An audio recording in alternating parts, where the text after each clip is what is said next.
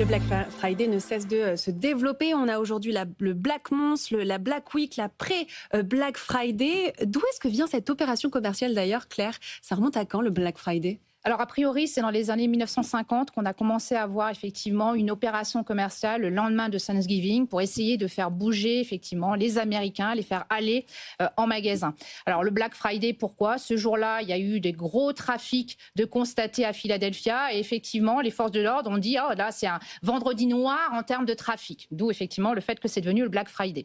Alors, en France, on a vu plutôt les premières enseignes effectuer le Black Friday en 2013-2014, donc Carrefour, Fnac, Cdiscount. On a vu effectivement la volonté de se dire c'est une occasion de travailler une anticipation. On va arriver dans un mois complet où on va être concentré sur Noël. Si on arrive à faire un peu anticiper, on est une des enseignes à faire anticiper ces achats, on sera peut-être l'enseigne gagnante. Finalement, on se rend compte que ça fonctionne.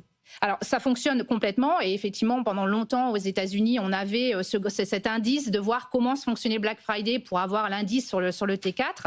Alors, vous verrez un graphique. Ce qui est intéressant, c'est de voir que le Black Friday a complètement changé la façon dont les achats de Noël se font. Là où on avait une grande concentration sur le mois de décembre, eh bien, effectivement, le mois de novembre va prendre 40, quelquefois 50% de ces achats. Donc, on va avoir une meilleure répartition entre ces deux mois. Alors, vous nous expliquez que le Black Friday, c'est né aux États-Unis, mais plutôt dans les magasins physiques. Or, en France, c'est arrivé en ligne, mais aujourd'hui, c'est dans le physique aussi. C'est ça. Alors, en 2008, Amazon a changé un peu la donne quand il s'est emparé du Black Friday avec une volonté très claire. Lui, c'était comment j'anticipe les achats chez Amazon avant Walmart. Donc, lui a déjà commencé à faire une semaine du Black Friday. Donc déjà, avant le vendredi, on commence déjà à avoir ce besoin d'anticipation. Et puis effectivement, d'ailleurs, 2008, Amazon, et puis réponse mondiale derrière, avec Fnac et puis Carrefour et Cdiscount chez nous. Alors aujourd'hui, on sait, les Français considèrent, il y a plus d'un Français sur deux qui disent que ça va être l'occasion pour eux de démarrer leurs achats de Noël. Alors les chiffres de cet événement au niveau commerce en ligne, l'année dernière, c'est 74 milliards de ventes en ligne, donc c'est très important.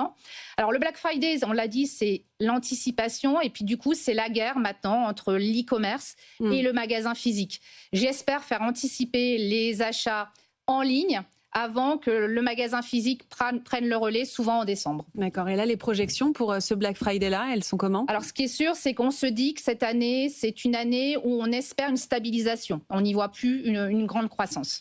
Merci beaucoup, Claire. Merci à tous les trois d'avoir été sur cette émission dédiée à l'animalerie et au marché des animaux de compagnie. Merci à vous de nous avoir suivis. On se donne rendez-vous la semaine prochaine pour un tout nouveau rendez-vous de Focus Retail. Et puis, quant à moi, je vous retrouve lundi dans la matinale de BFM Business. Excellent week-end à tous. Focus Retail, la distribution de demain s'invente aujourd'hui.